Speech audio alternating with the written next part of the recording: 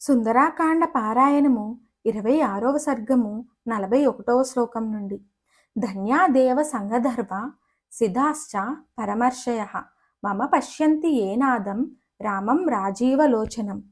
తాత్పర్యం: ఆ స్వర్గలోకమునందు కమలాయ తలోచనుడైన నా భర్తను కన్నులారా దర్శించు భాగ్యము గల ఆ దేవతలును గంధర్వలును సిద్ధులును పరమ ఋషులును ఎంత ధన్యులో కదా. 42వ శ్లోకం. అథవా కిన్నుతస్యార్థో ధర్మకామస్య ధీమతః మయా రామస్య రాజర్షే భార్యయా పరమాత్మనః.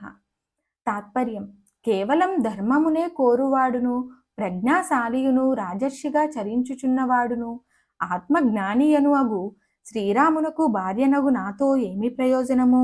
నేను లేకున్నను అతనికి కొదువ ఏమి? 43వ శ్లోకం. దృశ్యమానే భవేత్ ప్రీతి సౌహృదం నాస్త్యపశ్యతః నాశయంతి కృతజ్ఞాస్తు నా రామో నాశయష్యతి. తాత్పర్యం: సామాన్యంగా లోకంలో ఎదుట నుండి చూచునట్టి వస్తువులపై ప్రీతి కలుగుట సహజము. కనుమరుగైన వానిపై అనురాగం ఉండుట కష్టము. కానీ దూరంగా నుండుచుటే ప్రీతిని కోల్పోవునట్టి కృతజ్ఞులైన ఆ సామాన్యుల విషయము వేరు. నా శ్రీరాముడు మాత్రము నా ప్రేమను ఎట్టి పరిస్థితిలో కూడా మర్చునట్టివాడు కాడు. 44వ శ్లోకం. కిం ను మేన గుణాః కేచిత్ కిం వా భాగ్యక్షయో మమ యాహం సీధామి రామేణ హీన ముఖ్యేన భామిని. తాత్పర్యం: అబలనైన నేను ఇట్లు నా ప్రాణనాథుడైన రామునికి దూరమై దుఃఖించుటకు నాలోని గుణలోపము కారణమై ఉండునా, లేక నా అదృష్టమే క్షీణించియుండెనా? 45వ శ్లోకం. శ్రీయో మే జీవితాన్మర్తుం విహీనాయ మహాత్మన రామాదక్లిష్ట చారిత్ర చూరా శత్రుని బర్హనాత్. తాత్పర్యం: పరమ దయాళువును మహావీరుడును శత్రు సంహారకుడగు ఆ మహాత్ముడైన శ్రీరాముడు నాకు దూరమై ఉన్నప్పుడు నేను జీవించి ఉండుట మేలు కాదు, మరణించుటమే యుక్తము. 46వ శ్లోకం. అధవాన్యస్త్ర శస్త్రౌతౌ వనే మూల పలాసినౌ భ్రాతరౌ హి నరశ్రేష్ఠ సంవృత్తౌ వనగోచరౌ.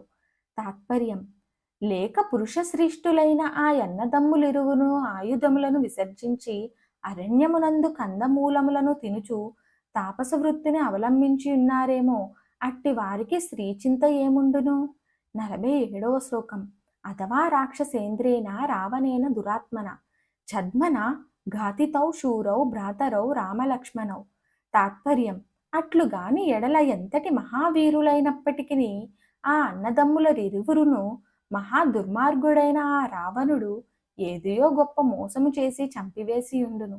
48వ శ్లోకం.